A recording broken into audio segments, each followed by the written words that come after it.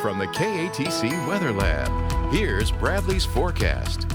All right, well, we'll have a few more days of intense heat to deal with here in Acadiana, but as we head into next week, we'll start to see some changes. And what will that look like? Well, better rain chances and also near normal temperatures returning. And in case you forgot what those look like, well, upper 80s to lower 90s. So that'll be a welcoming sight, especially compared to the upper 90s and lower 100s that we have been dealing with over the past several days. So let's first off take a look at the upper level pattern, and we continue to be dominated by this large ridge of high pressure, this heat dome, if you will, and that's been keeping us very hot over the past several days, and it'll continue to dominate the forecast through the course of the weekend, also helping to suppress any sort of shower and thunderstorm activity. So really we can't hold rain chances much better than around 5–10% through about Sunday. Satellite radar composite pretty quiet across much of the Gulf Coast here late this afternoon, so no major issues if you are going to be heading out this evening.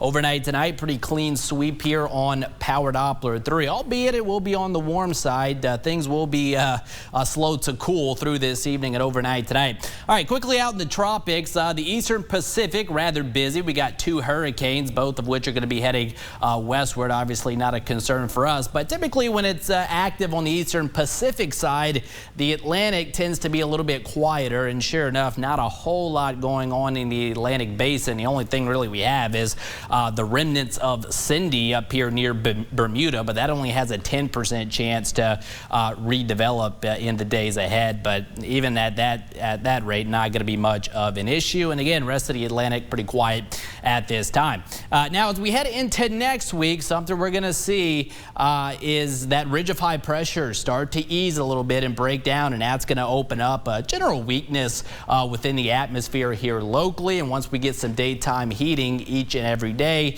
should help to give us a decent scattering of some showers and storms. Finally, some green showing up here on the map. It looks like rain chances next week peaking during the middle and latter parts of the weekend with the added clouds, showers around the area that will limit our high temperatures to near normal, which of course, again, this time of year, upper 80s to lower 90s, not the upper 90s to lower 100s, which is where we have been sitting. At least got up to 99 in Lafayette this afternoon, but I'm sure some areas hit the century mark for sure. In the short term, temperatures dropping to near 80. That's where we'll start the day tomorrow, right back up into the upper 90s tomorrow afternoon, under a mostly sunny to partly cloudy sky. Some clouds could try to mix in by the afternoon. Near 80 is where we'll start Sunday, and then mid to upper 90s Sunday afternoon. So still hot, but notice heat waves starting to ease just a little bit, but then that's especially going to be true as we head into next week. Heat indices still up there, just maybe not quite as extreme as they have been, but I think those peak heat indices will be ranging anywhere from 106 to 112 during the day tomorrow, and then pretty much similar story as we head into our Sunday afternoon. When's it going to be the hottest? Of course, mid-late morning into the afternoon hours, and we'll be feeling like the triple digits for several hours tomorrow. So continue to practice those proper heat precautions if you're going to be outdoors, especially for an extended period of time.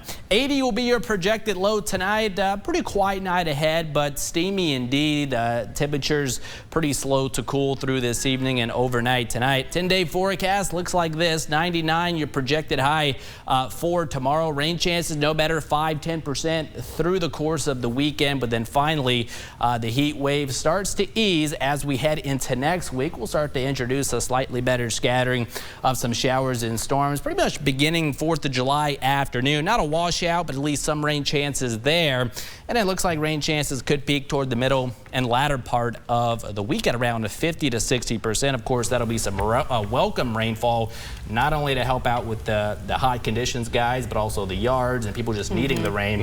And again, that'll limit our highs to the upper 80s and lower 90s. All right, sounds good. Thanks, Bradley.